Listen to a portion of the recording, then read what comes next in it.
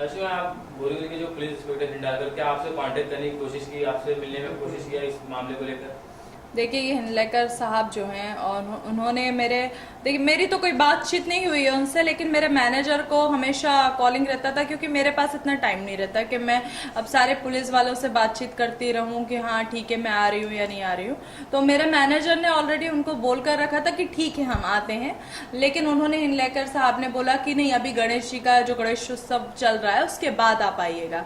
और फिर ये भी बात थी कि अगर मैं दिन में आना चाहूँ तो उस पर भी डिनाई करते थे। वो बोलते थे कि नहीं, अर्शी से बोलिए कि वो रात में आए।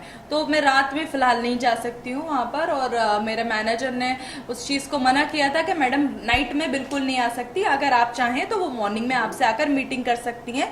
लेकिन बार बार मेरे जो मैनेजर है उसको ये फोर्स किया गया कि अर्शी मैडम से बोलिए कि वो रात में आकर मुझसे मिलने, तो मैं रात में नहीं जा सकती।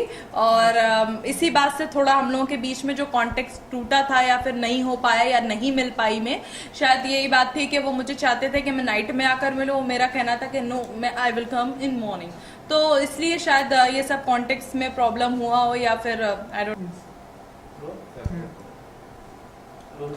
अच्छा मैम, आपका अगला स्टेप क्या होगा? आप हाई कोर्ट में गए थे, क्या उम्मीद है? देखिए, हम ऑलरेडी मैं इंटरवेंशन एप्लीकेशन जो है वो हाई कोर्ट में दे चुकी हूँ, और 19 तारीख को जो मतलब मैं यहाँ पर जो भी बातचीत कर रही हूँ, जो मैं आपसे कह रही हूँ बोरीवली पुलिस स्टेशन से रिलेटेड, वही हम अपने एफिडेविट में हलफनामा में लिखकर हम हाई कोर्ट के अंदर देंगे कि बोरीवली पुलिस स्टेशन जो है वो कम्प्लीटली झूठ बोल रही है। और जो भी बातचीत है उनकी डायरेक्टली कभी ऐसा नहीं हुआ है कि उन्होंने मुझे बहुत ही ज़्यादा फोर्स किया हो कि मैडम आपको आना ही पड़ेगा और राधे माँ के खिलाफ जो भी चीज़ है वो आपको बोलना पड़ेगी। ये बिल्कुल भी मेरे साथ नहीं हुआ है।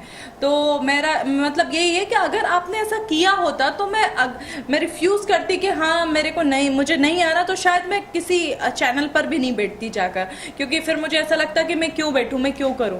लेकिन मुझे कभी भी फोर्सली बोला ही नहीं गया है। हाँ, मेरी मैनेजर से बहुत बार बातचीत हुई है उनकी, हिंडलेकर साहब की, तो उनका कहना यही था कि मैडम को आप रात में लेकर आओ, लेकिन हम रात में पुलिस स्टेशन में नहीं जा सकते, पहली बात, क्योंकि हम कोई पुलिस स्टेशन में जाना कोई इतनी अच्छी बात तो होती नहीं है।